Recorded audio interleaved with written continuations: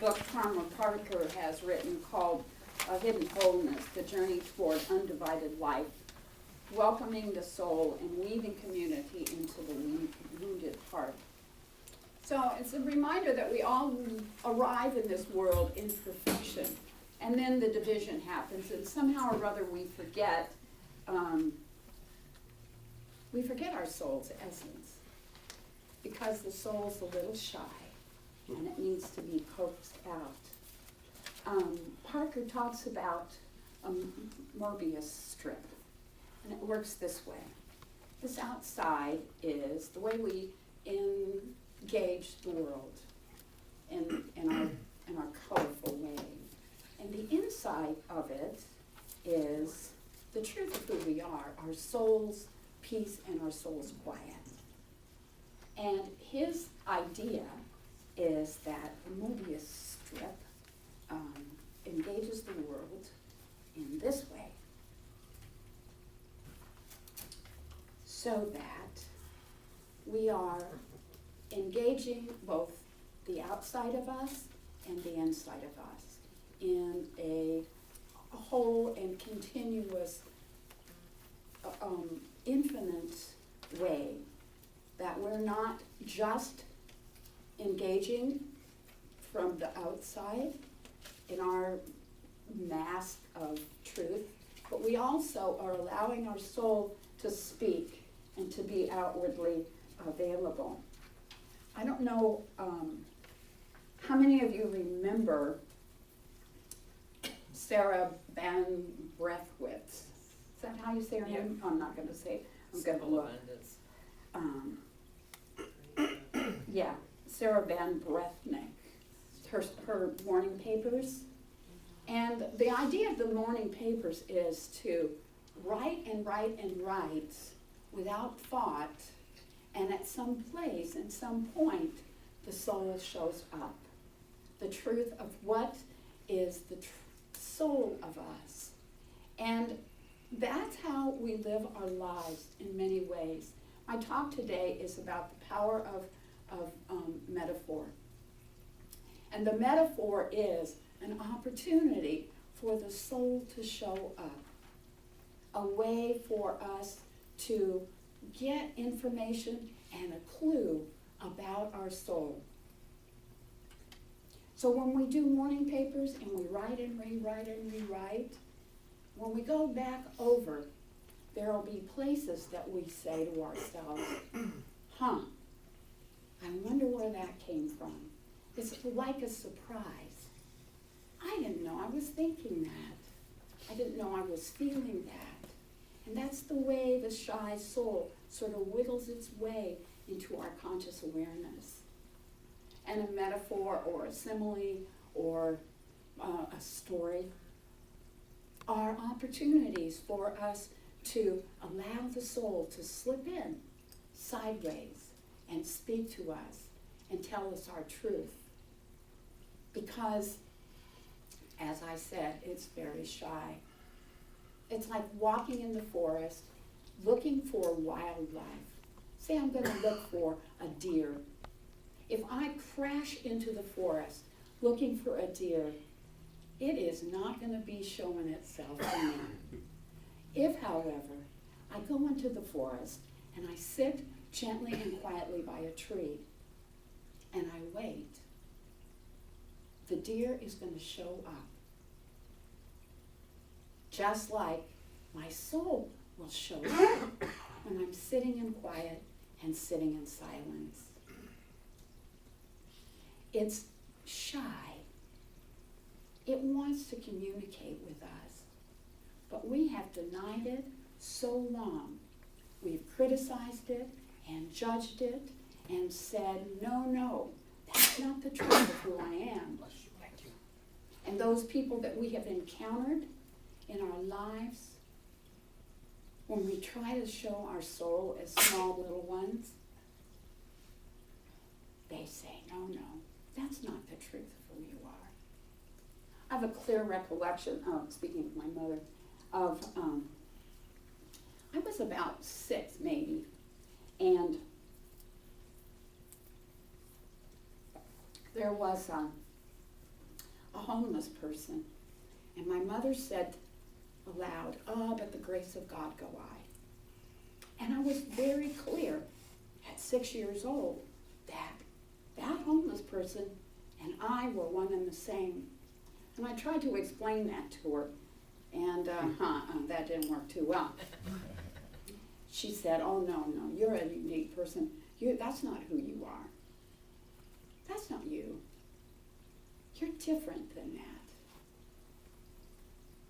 And so I was puzzled, and I suspect that all of us, in some place and some time in our lives, we have tried to speak the truth of our soul, and we've been criticized and denied. No, that's not who you really are. You're this or that, what I tell you that you are. Now that doesn't make my mother a bad person, because she was not a bad person. However, she wasn't listening from that soul spot. She was listening from the world. No, you're not that. You're this. And I was confused, and I suspect all of us have been confused. So going back to Parker Palmer, and he talks about sacred circles. Remember, we talked about sacred circles last week, and how in those sacred circles, when we share from a deeper level, that gives the soul an opportunity to come out. And there are certain guidelines for sharing in the circle, and those include no fixing, no saving, no advising, no setting anyone straight. And we have a tendency to do that, don't we, in circle? Because whoever's speaking in circle is not speaking for us. They're speaking for themselves. And when we hear people being genuine and honest, it has a tendency to make us nervous. Now, I shared with some of you today that I don't feel well. And what happens is, a lot of times, and I'm not saying everyone here, but they have a tendency to say, "Oh no, that's not who you are," or "What are you thinking?" The metaphysical guilt. But if you believe these principles, you won't be sick. Well, maybe so, maybe not. But maybe golly, I wanted us to be sick, okay? Maybe I want to crawl in bed and pull the covers over my head, which gives my soul an opportunity to show up, right? Because I don't know about you, but when I'm in that sick, dreaming state, wow, there's a lot of stuff that bubbles up, shows up. So maybe my being sick is an opportunity for my soul to show up. Maybe not. I like to think it is. So I'm going to go home and crawl in the bed and pull the covers over my head, and don't criticize me. So people interpret metaphors, they interpret similes and analogies, and let's not get confused about the somatics of it. They all interpret them differently because we all see the world in a different way. And what I see in a story, or what I talk about in a story, is not necessarily what you hear or you talk about in the story. I've noticed that I give a talk and 40 people hear their own talk. And people say to me, "I loved it when you said blah, blah, blah, blah, blah." And I too go like, Can I say that? Maybe so. Could be. But everybody here is hearing a different talk. Everybody here is filtering it through their life filter. And everyone here is titillating their soul, tickling their soul to come out. We all hear life in a different way. We all view life in a different way.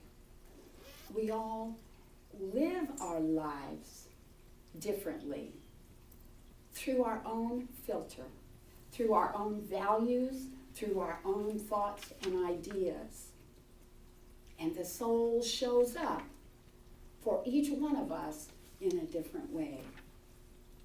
So today, my soul shows up when I go home and cover my head.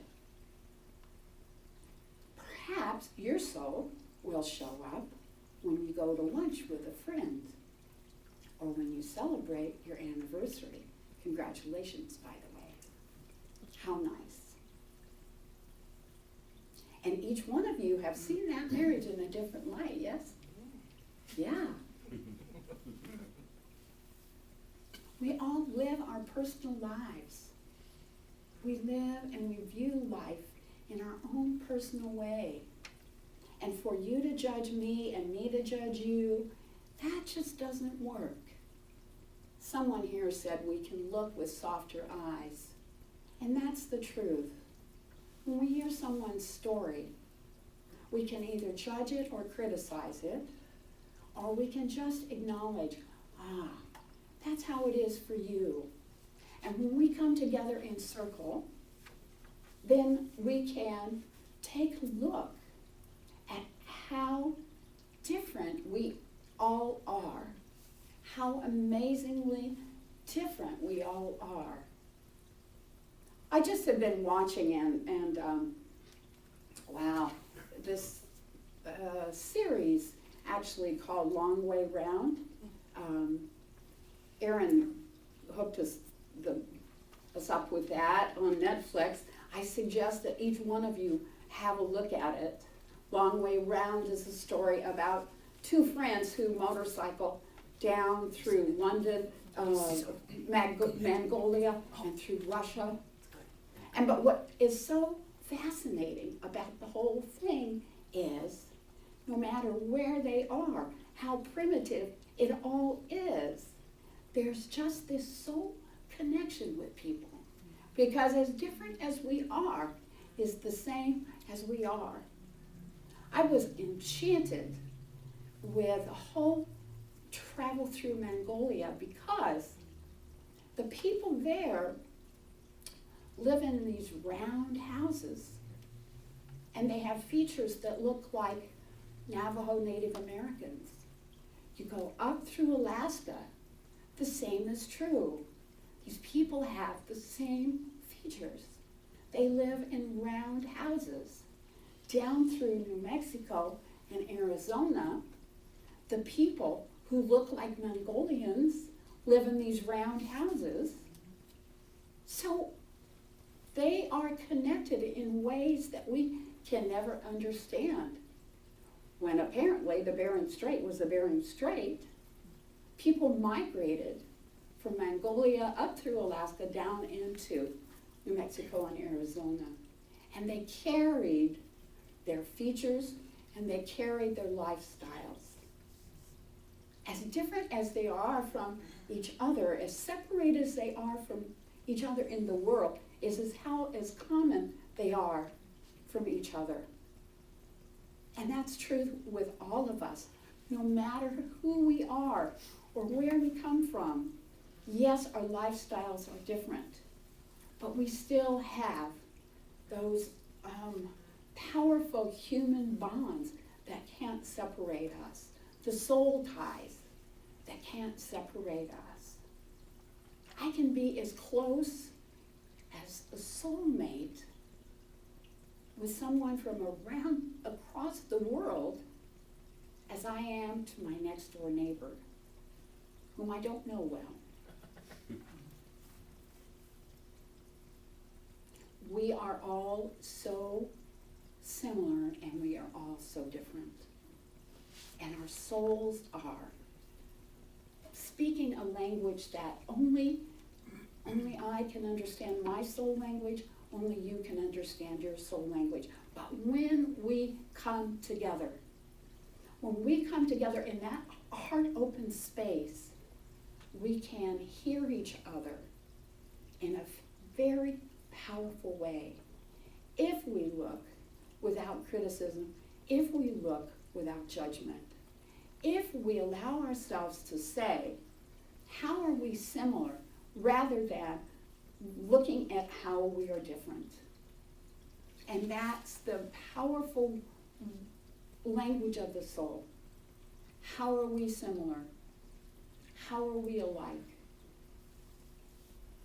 And there's always something wonderful and magical that pops up. So I shared with you all, everybody has a copy of the wood carver.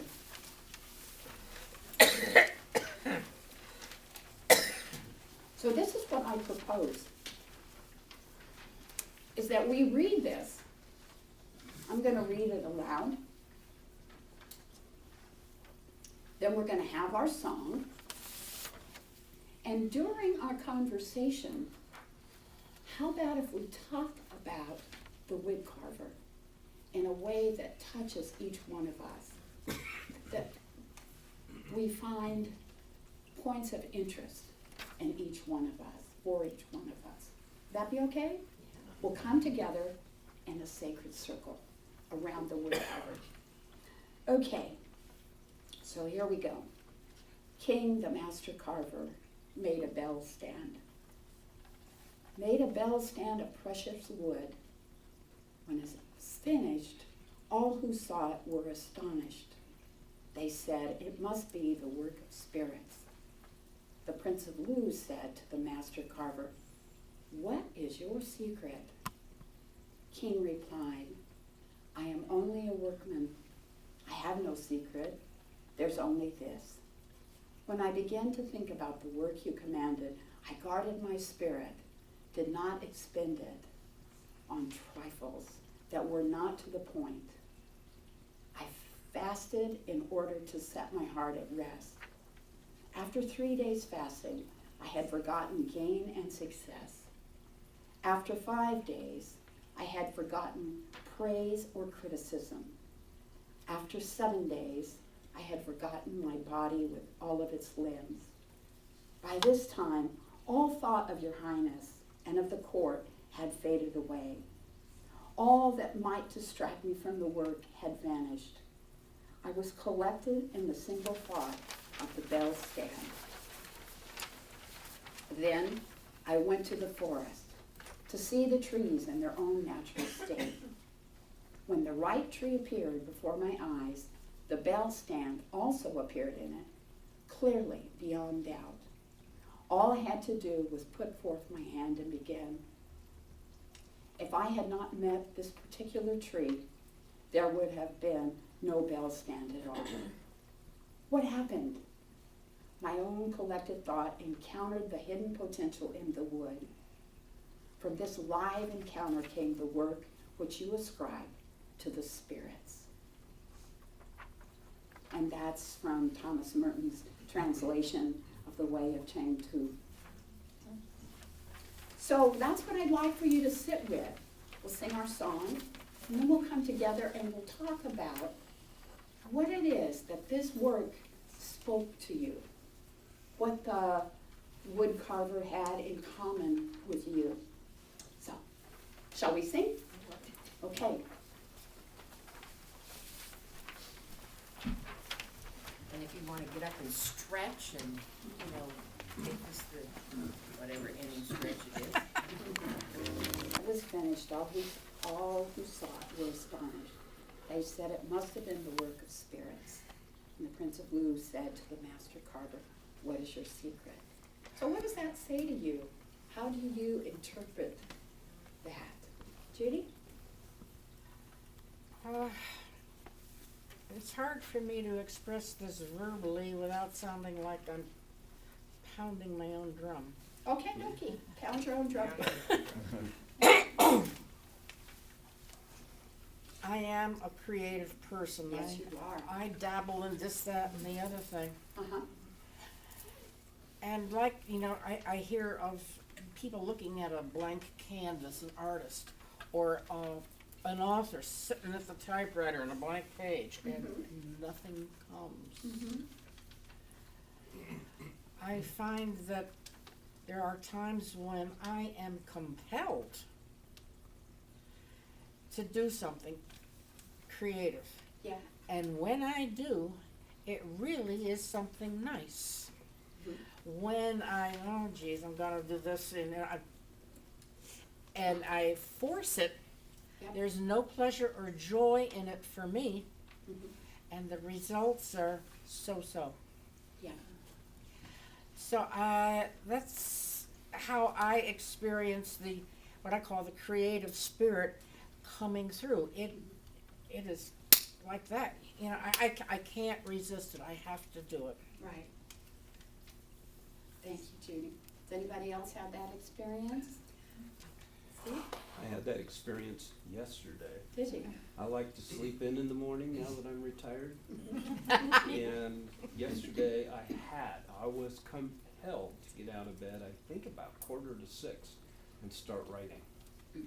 Uh-huh. And I wrote quite a long while.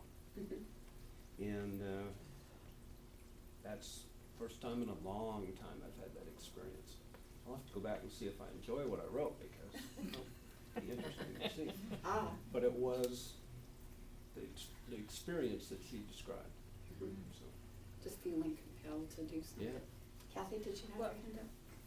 You were talking about, when you're in bed and you're sort of, I'll wake up like 3 or 4 o'clock, and when I was doing this collage, that's when I would wake up and I could envision what I wanted to do. I knew what I wanted to put down. I could see it. Mm-hmm. And I would work on it.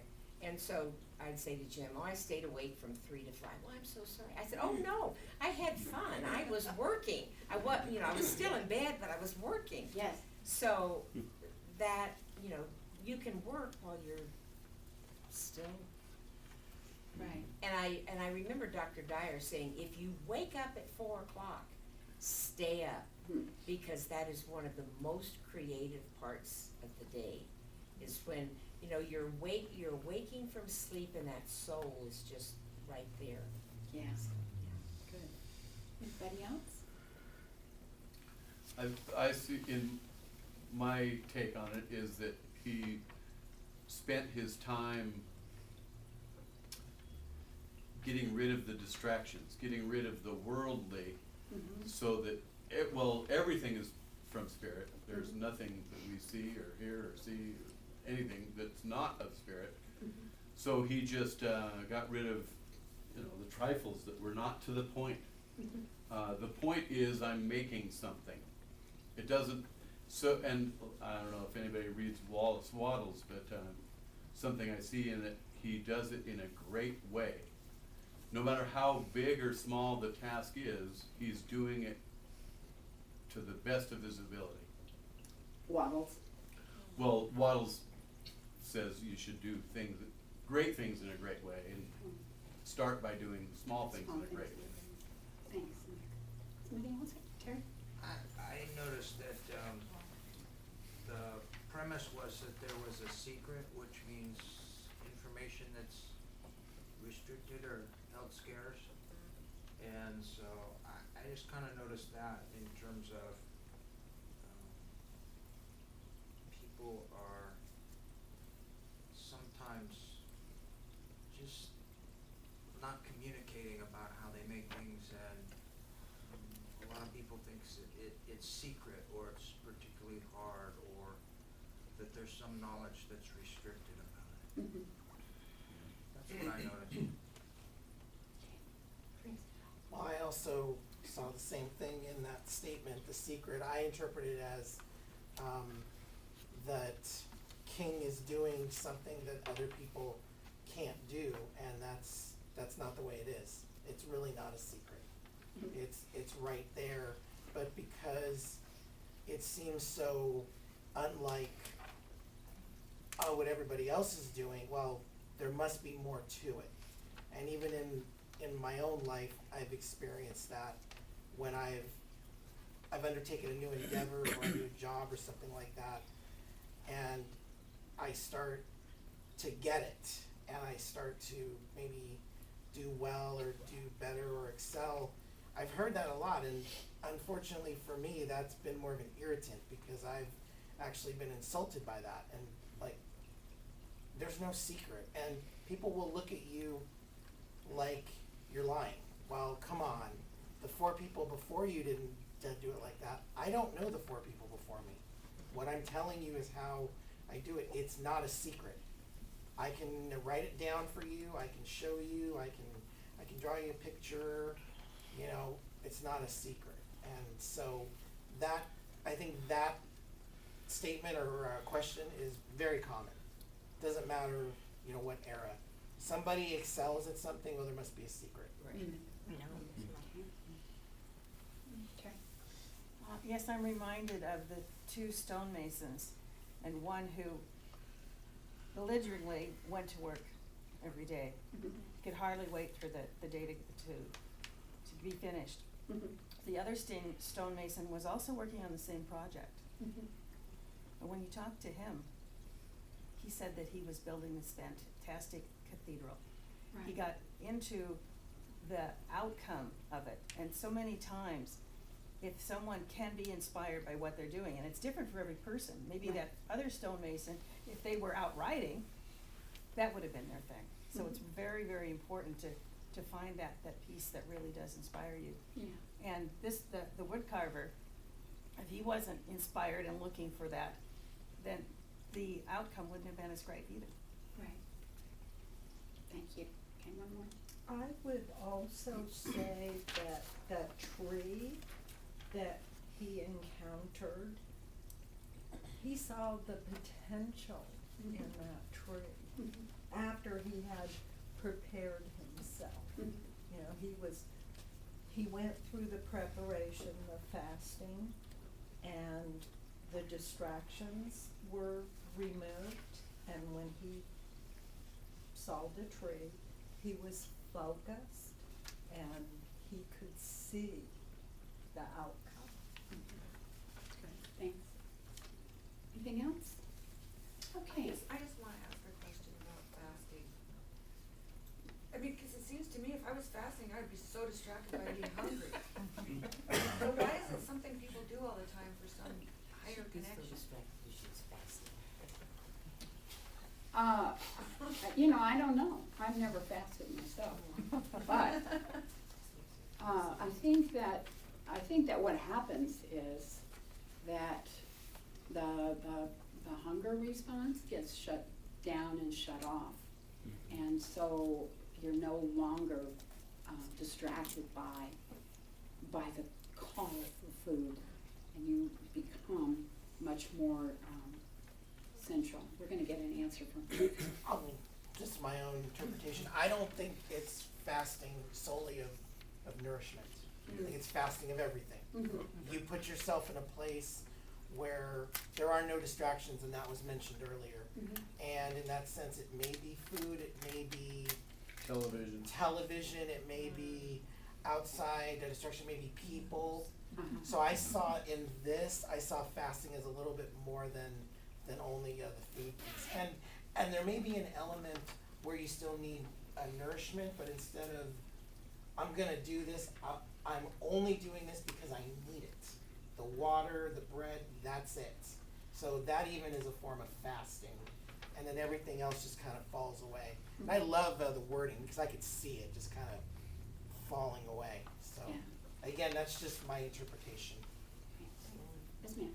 I heard along the way that when people say God bless you and people sneeze, that it's based on this old belief that your soul was escaping. So, you know, it's like all this sneezing happened right when we were talking about the soul.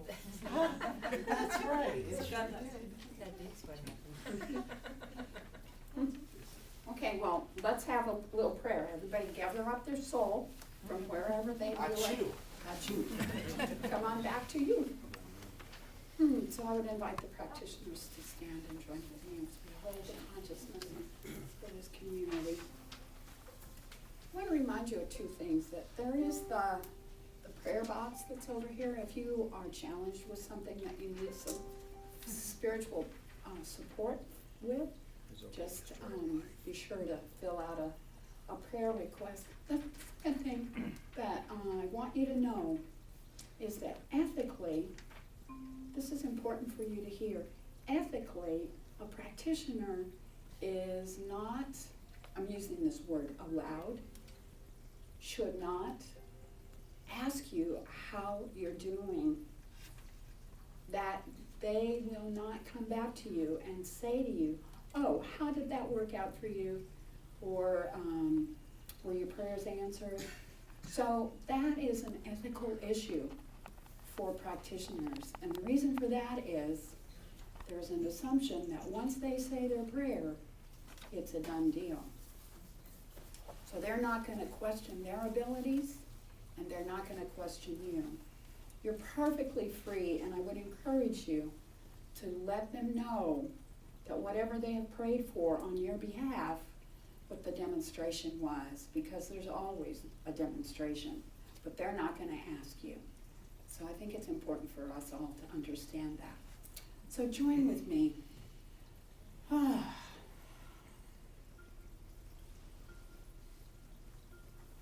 As I call myself back to the awareness of my connection with the divine, as I call myself back to that place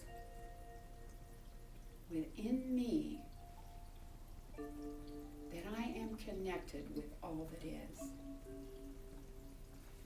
as I move into that space where my soul resides, both within and without,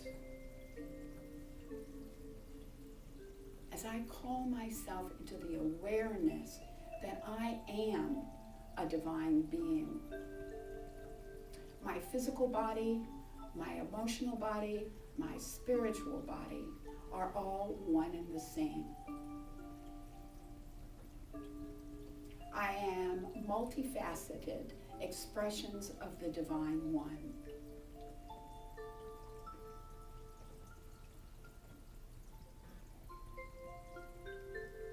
I allow myself to celebrate it all.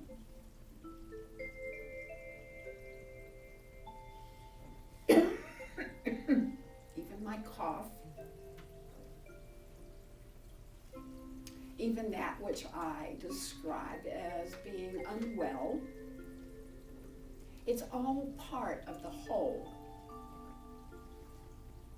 The puzzle pieces that fit together.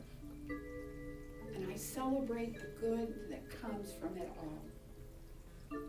I celebrate the good that comes from things that I perceive as being out of harmony, knowing fully that it is impossible. There's only God, there's only the One. And no matter how distracted I become, the truth is, all is well. The truth is, my soul is shining forth. I make space for it. I clean the window for it to shine through. I open the door for it to rush out.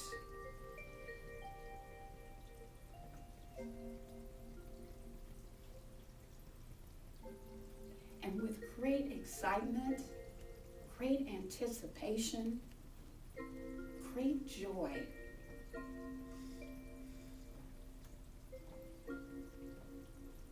I envision,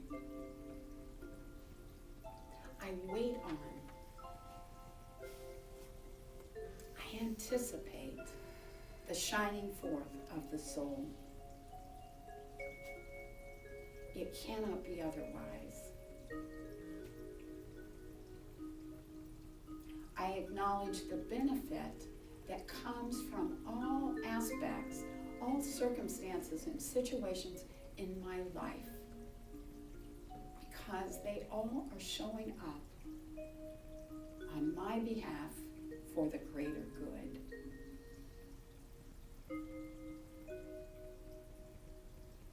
I judge it all good, joyous, celebrate it. And I claim it on behalf of each one of us by declaring it done and by saying,